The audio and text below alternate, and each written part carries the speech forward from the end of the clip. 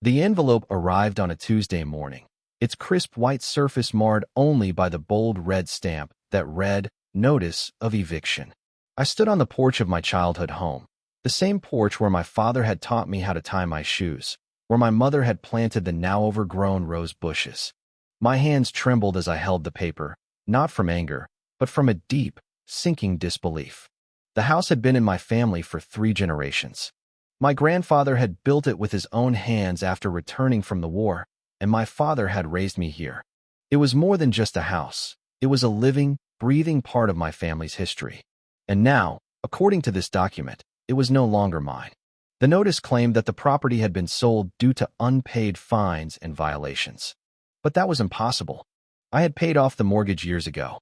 There were no outstanding debts, no liens, no reason for anyone to take my home. Yet, here I was, staring at a piece of paper that threatened to erase my family's legacy. It started subtly, as these things often do. The Homeowners Association, HOA, had always been a nuisance, but nothing out of the ordinary. A complaint about the height of my grass, a warning about an unauthorized vehicle parked in my driveway. These were the petty power plays I had come to expect from the HOA. But then, things escalated. 2 weeks ago, I received a formal violation notice for a fence that had been on the property since before the HOA even existed. The fine was $5,000. It made no sense. My father had built that fence himself, using cedar wood he had picked out from a local mill. It had stood there for over 50 years, weathering storms and time. And now, suddenly, it was a violation? I set the notice aside, too busy with my work as a judge to deal with what I assumed was another bureaucratic error. That was my first mistake. When I finally sifted through the stack of unopened letters from the HOA, I found something far worse than a fine. An official statement claimed that my property was in foreclosure. I nearly laughed at the absurdity. Foreclosure? My mortgage had been paid off years ago. I owned this house outright. There were no debts, no outstanding payments. Yet, somehow, in the HOA's records, my home was listed as abandoned and delinquent. This wasn't just a clerical error. Someone was playing a game, a very dangerous game.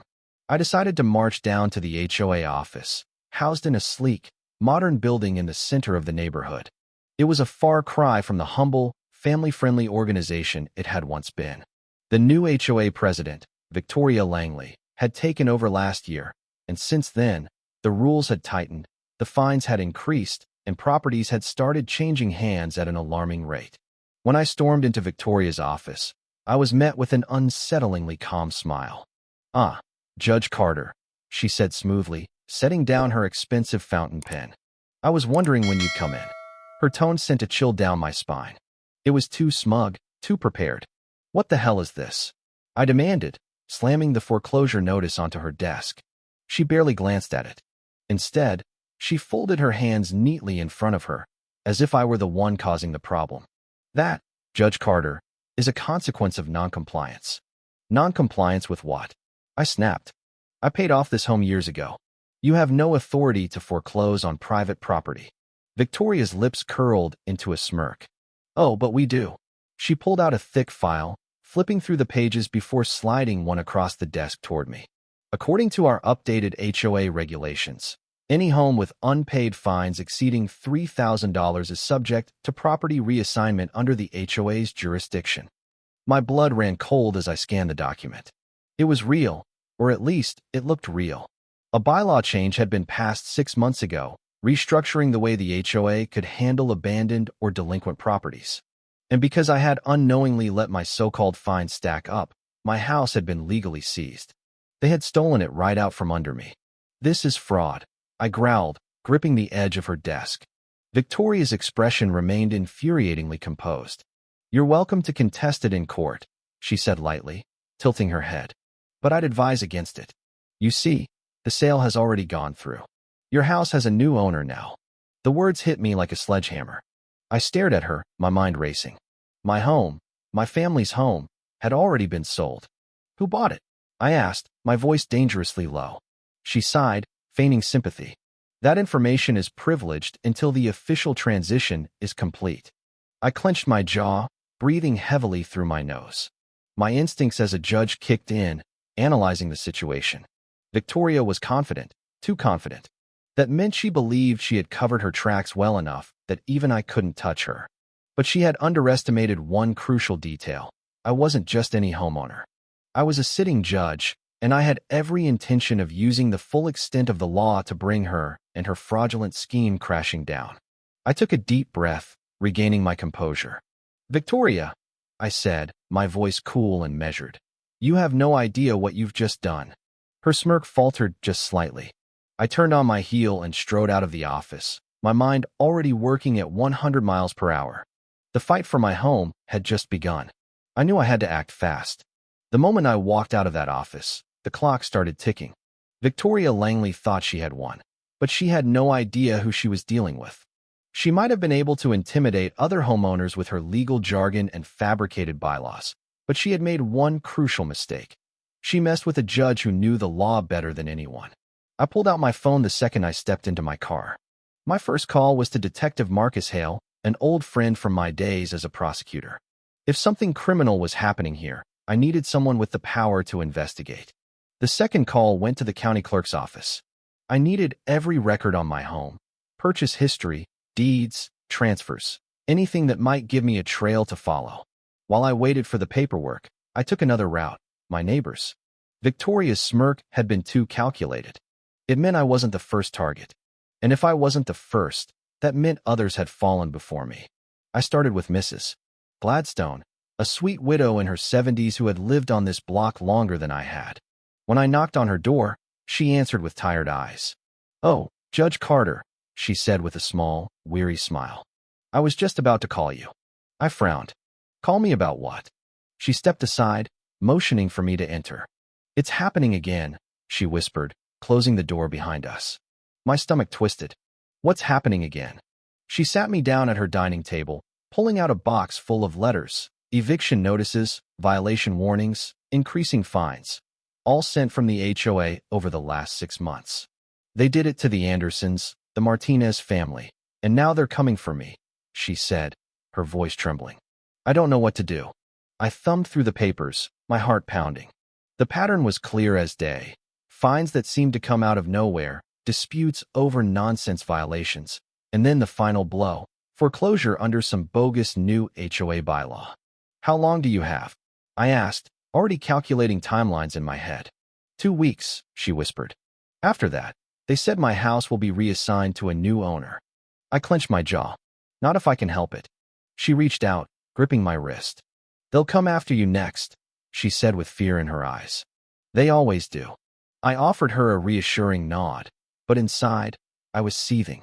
Victoria had built herself a system, a perfectly designed predatory scheme where she systematically targeted elderly homeowners or those too busy to keep track of legal changes.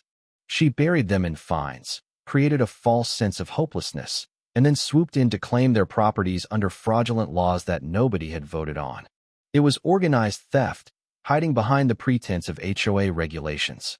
And she had been doing it for years. I spent the next 2 days gathering as much evidence as I could.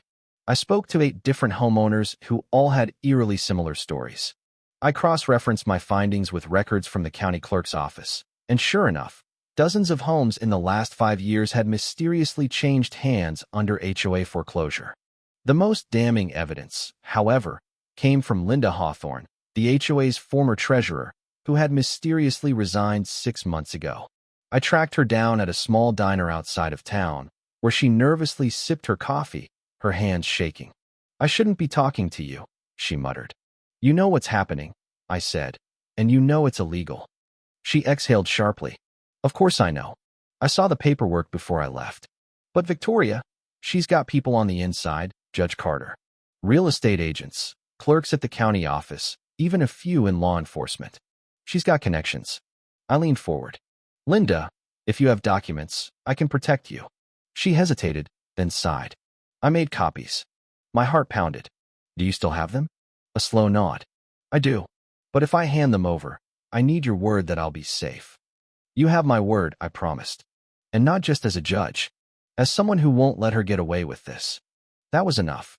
She slipped me a USB drive wrapped in a napkin before whispering, "Check the offshore accounts. It's bigger than you think." That night, I plugged the drive into my laptop and felt my stomach drop. Linda hadn't just made copies. She had documented everything. Digital records showing forged signatures on property transfers, bank transactions funneling money into offshore accounts, fake meeting minutes showing votes that had never happened, and lists of targeted homeowners marked with details like elderly, no family, or long work hours, unlikely to notice. My fists clenched as I realized the full scope of what I was dealing with. This wasn't just a neighborhood HOA scam. This was a multi-million-dollar operation built on deceit, fraud, and intimidation. Victoria Langley wasn't just stealing homes. She was laundering money, flipping properties, and profiting off of innocent people's suffering. And now, she was trying to do it to me. That's when I knew I had her. I made my final call that night to Detective Hale. "I've got what you need," I told him. "Enough to take down Victoria, the entire HOA, and anyone tied to this." "Judge Carter," he said with a low whistle, "you really are something else." I grinned, though there was no humor in it. "Just tell me, how soon can we make this official?" "Tomorrow morning," he confirmed. "We'll be at the HOA meeting, and we'll be making arrests." Perfect. Because Victoria had unknowingly scheduled her next public HOA meeting for tomorrow evening. And when she stood up at that podium, expecting to gloat about her latest property reassignment, she would have no idea that I had already set the trap. The next evening, I arrived at the HOA meeting composed and fully prepared for war. The community center was already packed with homeowners filling every seat and others standing along the walls. The tension in the room was thick. Neighbors who had never spoken much before were now whispering urgently to one another, sharing their own horror stories about the HOA's growing tyranny. This wasn't just about my house anymore. It was about all of us. At the front of the room, Victoria Langley sat at the center of the HOA's long oak table, flanked by her board members. Most of them looked smug, like they had already won. She wore her signature expensive blazer, her pearl necklace glinting under the fluorescent lights. When she saw me enter, she smirked like a cat watching a mouse wander straight into a trap. "Ah, Judge Carter," she said, my title like it was a joke. "You're just in time." I gave her a polite nod, but said nothing. She had no idea what was coming. The meeting started like any other, Victoria droning on about neighborhood upkeep, new parking restrictions, and increasing HOA fees, which made several homeowners groan in frustration. Then, she moved into property compliance. "We have a few properties to discuss tonight," she said, her voice smooth and rehearsed. "Some residents have repeatedly failed to meet our community standards, and as per our updated HOA bylaws, their properties have been reallocated for new, compliant homeowners." The crowd murmured in unease. Even those who hadn't been targeted by Victoria's scheme were beginning to see the pattern. I folded my arms, watching as Victoria flashed her perfect predatory smile. She picked up her gavel, ready to announce the next reassignment. But before she could slam it down, the doors to the community center burst open. Detective Marcus Hale entered first, followed by 3 uniformed police officers. Behind them, county officials rolled in cartloads of files, laptops, and evidence binders. The room fell into dead silence. Victoria's smirk vanished. "Victoria Langley," Detective Hale's voice carried through the room, firm and absolute.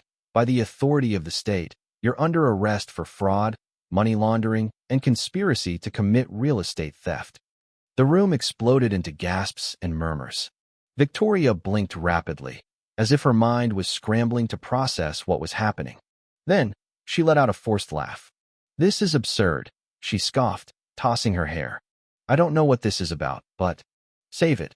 Hale cut her off, dropping a thick folder onto the table in front of her. "We have the receipts, literally. Offshore accounts, falsified property transfers, and a list of homeowners you specifically targeted. Need I go on?" Victoria reached for the folder, flipping through the documents. The deeper she got, the paler her face became. The board members who had been sitting proudly beside her just moments ago started to shift uncomfortably. One of them, a wiry man named Craig, stood up abruptly. I didn't know anything about this," he stammered. "Victoria, you told us these were all legitimate cases." "Shut up, Craig," Victoria hissed, but the cracks were already showing. Other board members were backing away from her, suddenly realizing that she wasn't as untouchable as she had made herself seem. I finally stepped forward. I believe you also illegally sold my home, I said, keeping my voice steady. A home that was never abandoned, never in violation, and never for sale. Victoria's eyes snapped to mine, and for the first time, I saw fear. This is a setup, she spat. This is justice, I finished for her. Detective Hale motioned to the officers. Cuff her. The second those cold steel handcuffs snapped around her wrists, the dam finally broke. The crowd erupted into cheers. Some of my neighbors actually clapped, while others pulled out their phones, recording Victoria as she was led away. She thrashed against the officers, her pristine facade finally cracking. You can't do this to me, she shrieked. I have connections. I was going to be nominated for State Housing Commission. You can't touch me. Detective Hale simply patted his badge. Ma'am, you're already touched. The entire board resigned on the spot.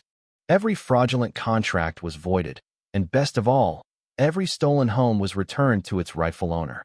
By the time the news stations arrived, Victoria was sitting in the back of a police cruiser, her face buried in her hands. I let out a slow breath, staring at the scene before me. This fight had started as a battle to save my home, but in the end, it had saved an entire community. As my neighbors gathered around, thanking me, shaking my hand, clapping me on the back, I felt something settle in my chest, peace, for the first time in weeks. I looked toward my house, my real, legally owned house. It was still standing, still mine. And tomorrow, I would sit on my porch, drink my coffee, and watch the sunrise over the place my family had built. Because now I knew one thing for certain. No HOA, no corrupt president, no rigged system was ever going to take it from me again. The fight was over, and I had won. Thank you for taking the time to listen to today's story on Store of Good Stories. If this story touched your heart or made you think, don't forget to hit like and share the video to spread this positive message to more people. And if this is your first time here, make sure to subscribe and turn on the notification bell so you won't miss any of the meaningful stories we share every week. Your support is the biggest motivation for Store of Good Stories to keep bringing heartfelt and valuable stories to you. See you in the next video.